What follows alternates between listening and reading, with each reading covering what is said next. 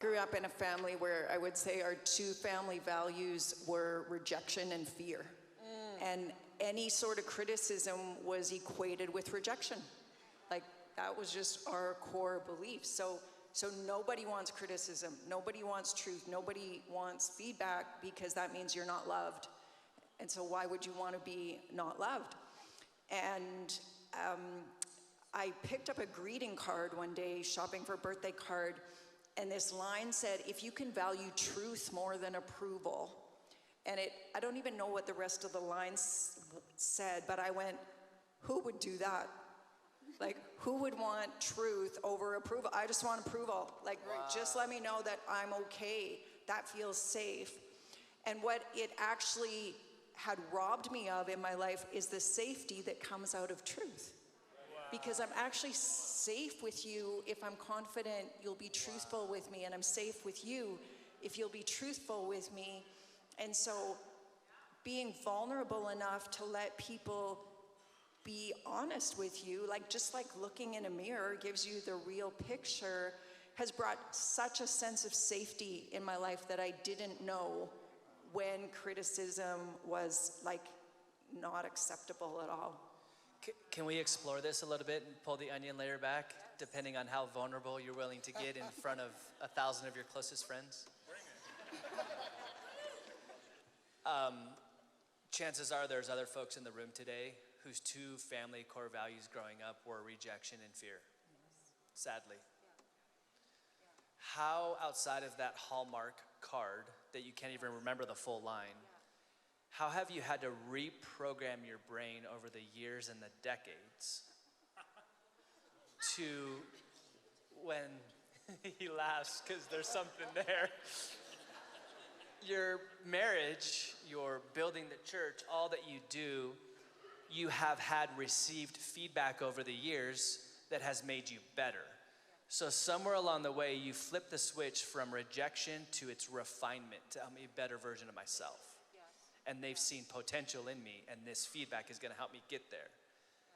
Can you talk through some of that hard work that you've had to do practically to go from rejection and fear to feedback is now a gift? Well, I actually wrote a book that's called I Don't Think So. So just go buy our book.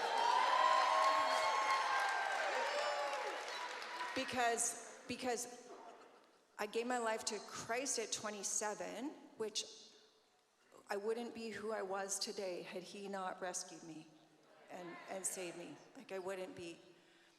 But then I had to go through a radical mindset shift.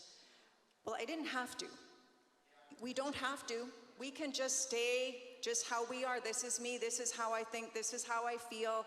This is how everybody in my family feels. It runs in the family. We can stay there. But I chose to go through a radical mindset shift because I didn't want to live in pain anymore.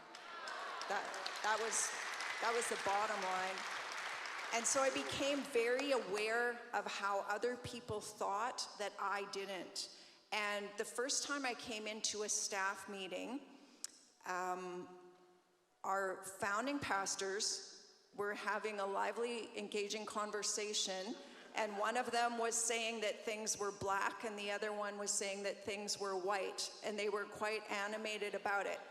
And so the degree of the energy in the conversation, if that had been going on in my family of origin, like, things were going sideways. This was bad, this was scary, it was out of control. And then the meeting came to an end, and he turned to her and said, "What are we getting for lunch?" And I went, "Lunch? Like, maybe you're getting a divorce, I don't know."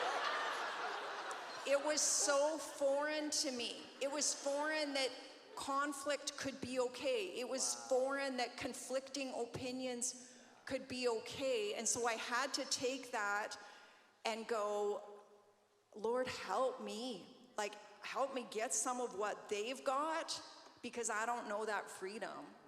And I still don't love conflict, but I'm not afraid of it. It's like, okay, let's have the conversation.